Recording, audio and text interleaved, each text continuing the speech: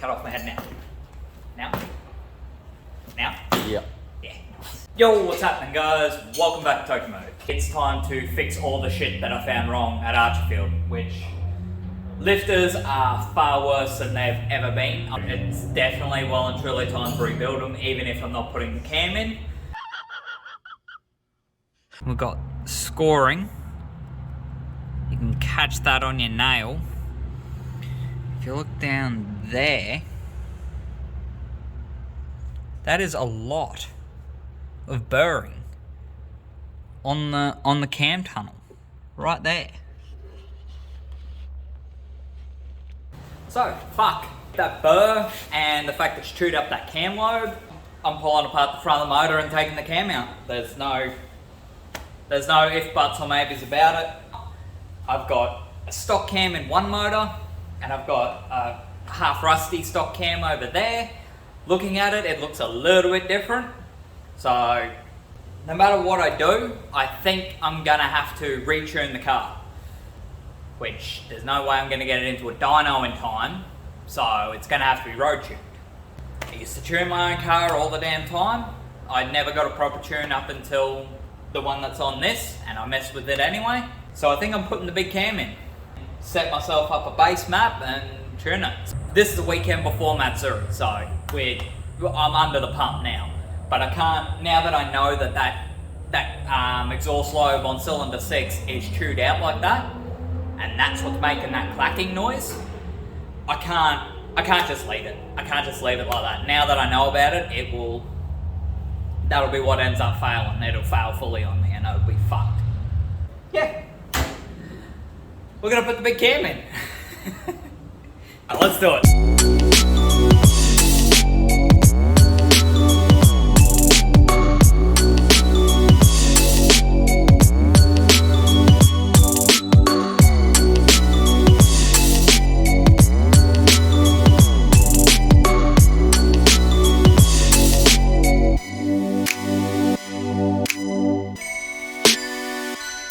Cam hole.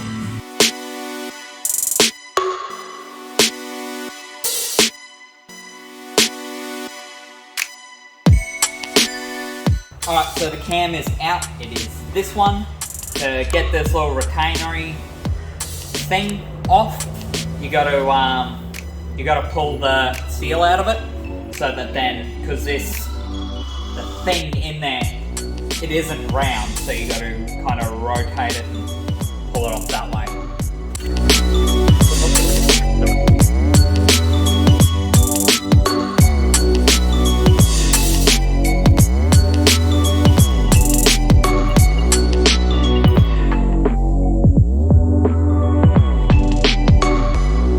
See how there's no markings around that center ring?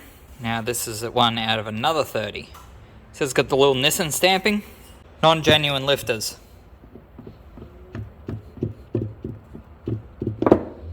Yeah, it's not meant to be like that. I think I've worked out what's happened. You do a bit of research and you'll find out that all the aftermarket lifter options are junk. Half the time they chew out your cam, they flog out really quick, they chew up things. They're just bad news. Aftermarket lifters for Rb30s are junk. People usually either rebuild, like clean up the genuine lifters out of it, or buy genuine lifters from Nissan. They have not done that with this head when they have built the motor. So from what it looks like the cam is bent, and it looks like the lifter, because some of them are actually really sticky. Like they're grabbing the casing, the lifter block, which if it grabbed hard enough and was stuck part way up, there's a chance it's gonna push down on the cam. Which, what's happened in there is the cam's taken a chunk out of the casting marks in the bottom. The clearances are pretty tight. Like, it's a sliding cam, so the cam lobes are just a fraction smaller than the actual running lobes, like the actual running guides. You know, something is pushing on it. It's very possible there's a chance that it pushed that part of the cam down enough to grab that piece, and the noise is just those lifters literally dying. don't know exactly, but I've got a few 30s here. There is no way I'm going to get genuine Nissan lifters brand new in the time frame I have, and it will set me back the better part of $1,000. From estimates I've seen, they're about $70 a piece and you need 12 of them. So the option is, I go through my 30s now and I find a whole bunch of lifters that are in decent condition, got no gouging, chipping, big wear marks, and the ones that have had what looks like the best life. Anyway, I gotta get to work so I can start priming them as soon as possible. The longer they sit to prime, the less chance they are of gonna being noisy or having issues. So, gotta prime them. So we've gotta submerge them in oil for a fair while. Not sure how long, I'd like to do 24 hours, but it's not gonna happen. At least if I can get it for like 10, 12 hours or something, that should be good. When I get to the cleaning up process, I'll go into depth on that. There's a lot of work to do. We'll try and do this brief this time. Last time it blew out to 20 minutes. So, I've got one disassembled there, but the procedure I'm going to follow for rebuilding all of them, I've had these soaking in fuel. These two trays are full of fuel. Don't recommend using these trays with fuel because, as you can see in that one, that cloudiness, that is this tray disintegrating. So, yeah. What you got in the top here is this little clip. What I'm going to do is get a little flathead screwdriver, hold my finger over the top so that clip doesn't just launch itself, because it will if you're not careful, and then just use a flathead screwdriver to get in underneath the clip, like so. Now you can get this upper valve body out. One in the bottom here has a spring underneath it, and it's got a little valve. That's sitting at the bottom.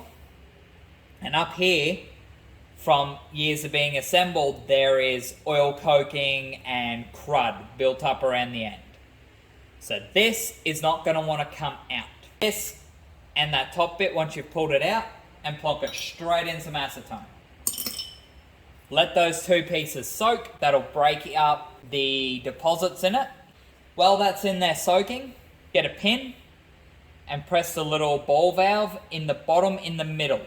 You'll see it, it's a little dot, press that, that'll let a bit of acetone in the bottom, that'll help it break stuff up. Leave that sit while you're rebuilding another one. Once it's been soaking for a bit, you've got your pin, you've run around the edge, you've pressed your ball valve, stuff like that, so it's all good.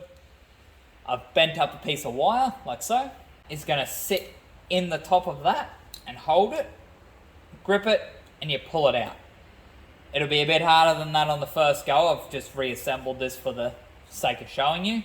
Might have to twist it around and mess with it to get it past that oil coking at the top. But it'll come out like that. Get your spring out, and then you have your second little pot of acetone, and you drop this other lifter and all its bits. Let them soak up. Get rid of any of the deposits, sort of break them all up. Get everything all good now that it's all disassembled. And then, while you're doing that, you can get your second lifter. Boom. See how that one was just fresh soaking? But you see how it came out nice and easy by doing that. Basically, just keep kind of cycling through them. One of them's soaking while the other's getting cleaned and stuff like that. I'll pop this back in here for now, just so I don't have multiple things in here. Keep it nice and brief. After you've soaked them, get some paper towel, Viva, of course, because it's nice and strong. You can dip it in your thinners or your acetone or whatever solvent you're using to clean them. Sort of run them around. It's got, it's kind of coarse, but it doesn't scratch or anything like that. Give the whole outside lifter body a good clean up. Get rid of any of the oil coking, particularly around here. That's where it's gonna most affect you. And with your paper towel, fold her up a couple of times. That's what I'm doing. If it's really crusty, you might have to get in there and scrape away with a screwdriver, but I don't think this will need it. Twisted that up. It'll be able to get in this hole. I'm just going to feed as much as I can in there, twisting around. Cleans it all up, gets it nice and shiny on the inside, which will make all the other components work nicely once you put it back together. all little holes, just run around them with a pin. Make sure that nothing can block them, and they're all not crusty. And for these, which is that little ball valve, I'm gonna, I just stabbed myself. Check to make sure all the little passages around it are clear. And then on the inside of it, check to make sure that ball's moving freely.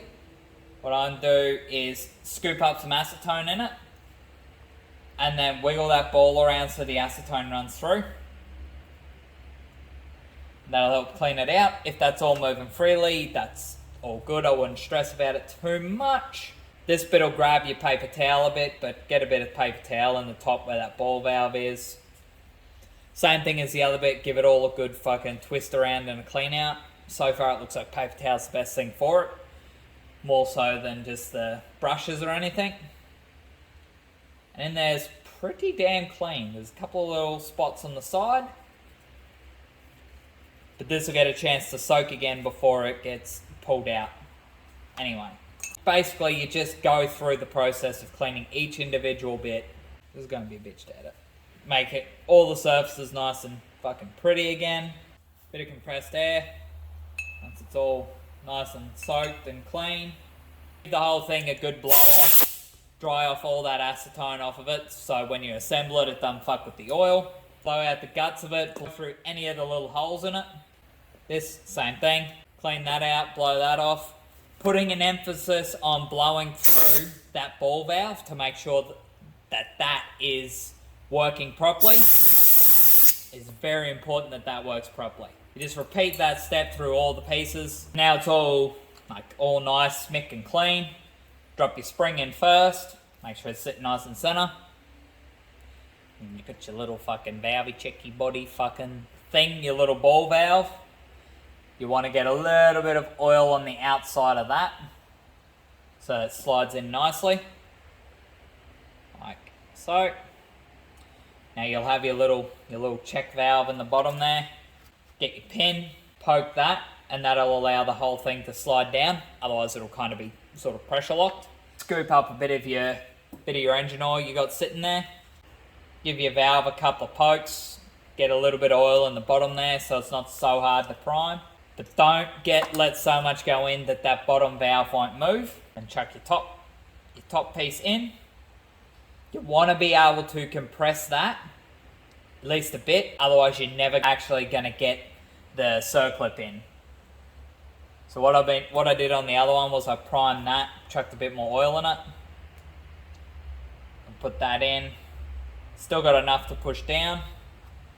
Get your circlip, chuck it in sort of one side. Once again, being careful to your finger and thumb over the top and stuff to make sure that it doesn't just spring out across the fucking room. If it's your only set of injectors, you're going to be in trouble. And then, just using a screwdriver, just once one side's in, just pop it in. That's it. That's fully assembled. Drop it in a nice full tub of engine oil, something that it can be fully submerged in, standing upright. Just prime the lifter by pushing down that center bit at the top until a point that it goes really stiff and hard to do, and that should be mostly primed, and then you leave those lifters sit and soak for as long as you can. So I'm going to go through and do that for all the rest of them, which there's a lot, there's 12, so I've got to get really started because I've struggled with this filming the tutorial-y part, the part where if you're doing this yourself, you're going to want the information. From this I worked out how to get them apart quicker and easier. Air compressor. Now there's a little ball check valve right in the middle of that bottom piece you got to get out. Put this right in the center. Boom. Now see that middle bit's popped right up. So a fresh set of non-clacky boys. Anyways, back out again. First thing, as soon as I got up and had some breakfast, I'm gonna get on to grinding down those burrs on the head, which I'm just gonna kind of pack everything around it with paper towel to kind of catch all the swarf. Start cleaning up the new cam because you got to clean it out properly because it's got all the machining shit in it, and then give it a wipe down and then cover it with all their assembly stuff. A thrust retainer plate at the front. I've got to put a fresh seal in that once that's on the cam. Then the cam will basically be in. And then it's a matter of checking all the clearances, make sure it doesn't contact anything. Still lots to do. Shitloads of work to do. I've got to get cracking on it. We still haven't fixed the issues from Archerfield yet. Just, this has been a rabbit hole. But here's what it is. I'm going to stop talking. I'm going to get stuck into it. Get the tunes going again. And yeah. Hopefully, hear it run again soon.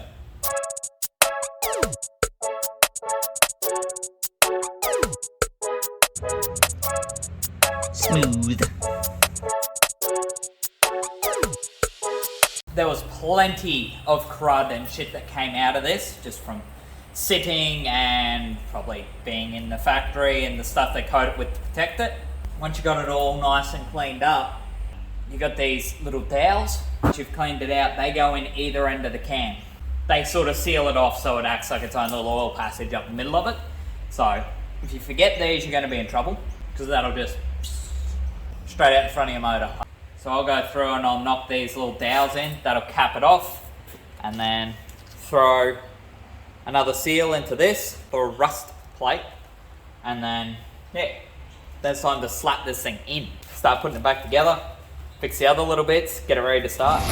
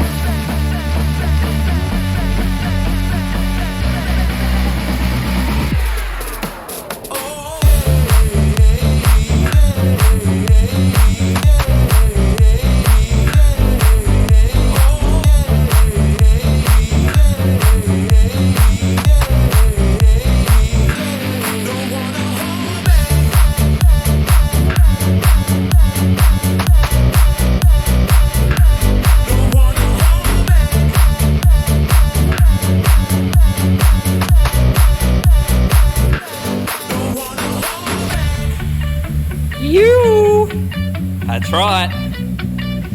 She's fucking done. Secured. New pipe here. Just cut up another elbow, about an inch longer either side. Should work mint. Everything's back in, ready to go. Radiator's full of water. Exhauster's back on. Haven't fixed the hydro yet, but she's registered, mod plated. She's ready to go for her first start. Got the laptop. I've disconnected the fuel pump trigger wire, so it won't prime the fuel pump while I'm sitting there hooking up, downloading the current tune and then messing with it. Hopefully we nail it first go and it starts upright, because that cam's meant to be given full oil pressure straight away and be run for 10 minutes over 1200 RPM. So, yeah, it's not meant to be let to idle until after 10 minutes. So everything's got to just work. So it'll be a matter of starting it and sitting in there and adjusting stuff as I go if I have to.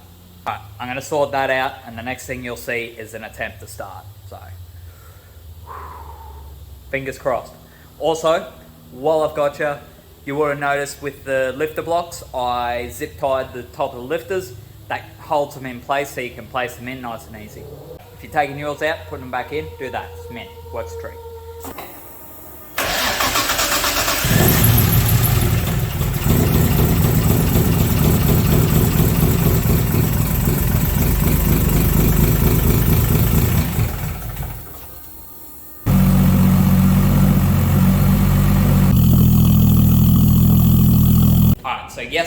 runs, but not very good. The cam, I managed to get the necessary time to break the cam in, but the top dead center offset is wrong, so the timing is wildly out, it is wildly retarded, but the ECU thinks it's not. So every time I put more timing into it, it pulls the timing back out. So I've got to set the base, set that TDC offset to suit the motor, which at the moment it's not. And my timing light's a bit dumb, so I've got to pull coil 1, dodge up another lead to plug into it and back onto the plug. So then we can actually read the timing. I'll disable the injectors, lock the timing at probably 0 degrees on the ECU, and then crank it and we find out where it is. I'll take the cam cover off so that we can make sure that it's top dead center on intake stroke, like compression stroke, not top dead center on exhaust.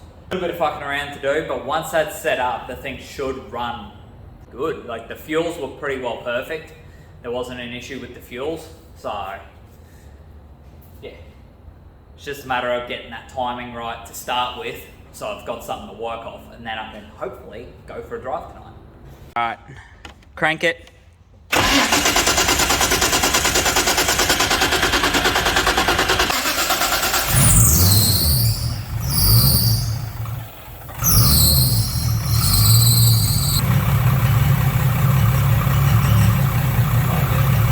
Running.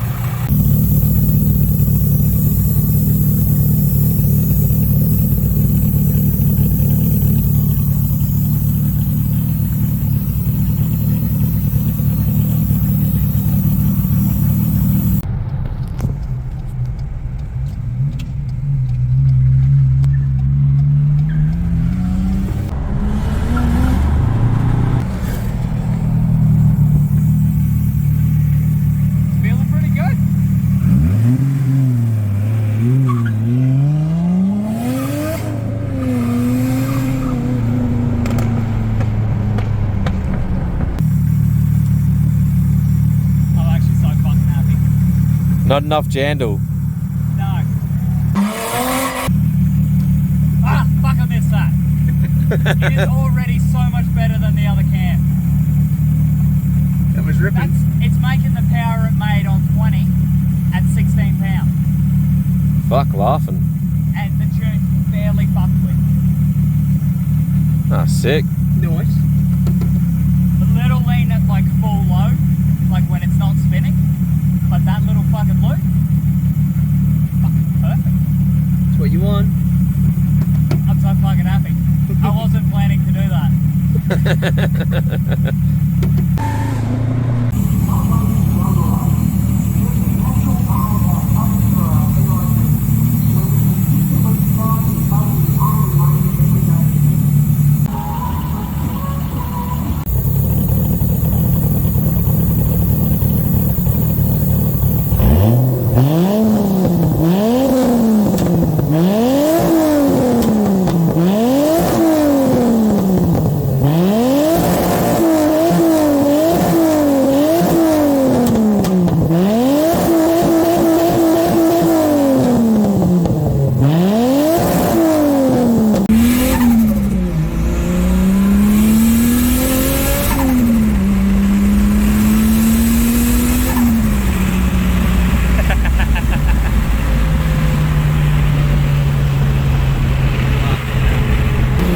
So much more raw, doesn't it? It's just like burn. It just hits so much harder.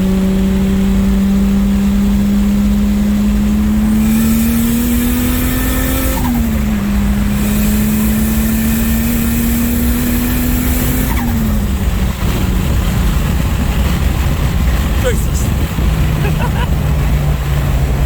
Holy fuck, that feels fast on the passenger seat. Woo!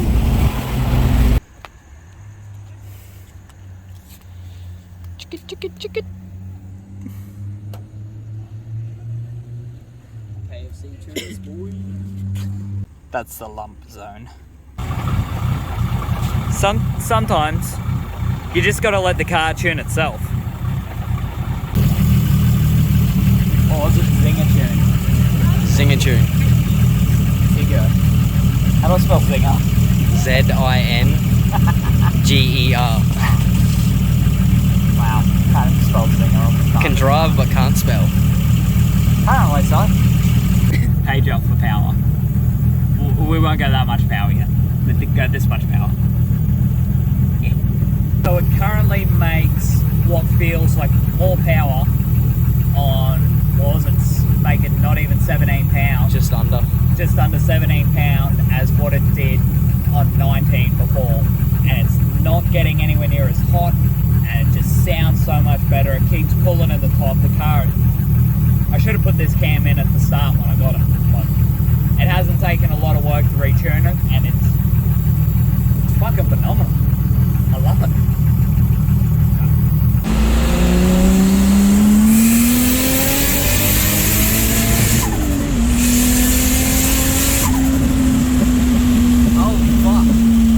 Alright, so road tuning has been successful. I'm pretty confident with the car on going to be able to hold up and actually run right. There's a couple of little tweaks that I could do to make it better, but at this point I'm confident it's good for the event.